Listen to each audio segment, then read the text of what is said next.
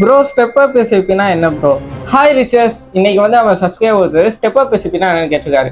அது தெளிவாக இந்த வீடியோவில் பார்ப்போம். ஸ்டெப் அப் எஸ்ஐபினா என்ன, எஸ்ஐபிக்கும் ஸ்டெப் அப் எஸ்ஐபிக்கும் என்ன வித்தியாசம் அப்படிங்கிறத டீட்டெயிலாக இந்த வீடியோவில் பார்ப்போங்க. நார்மல் எஸ்ஐபியில் நீங்கள் மந்த்லி 5000 போடுவீங்க.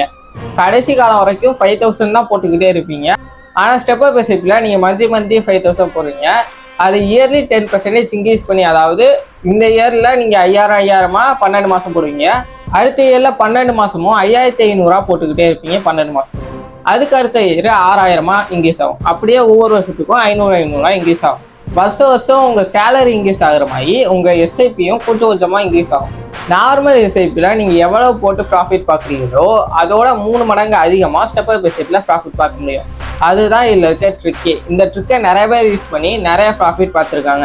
ஆனால் இந்த ஸ்டெப் அப் எஸ்ஐபி இருக்குங்கிற விஷயமே நிறைய பேருக்கு தெரிய மாட்டேங்குது. அதனால் உங்கள் ஃப்ரெண்ட்ஸ் அண்ட் ஃபேமிலிக்கு ஷேர் பண்ணுங்கள். மறக்காமல் நம்ம பேச்சை ஃபாலோ பண்ணிக்கோங்க.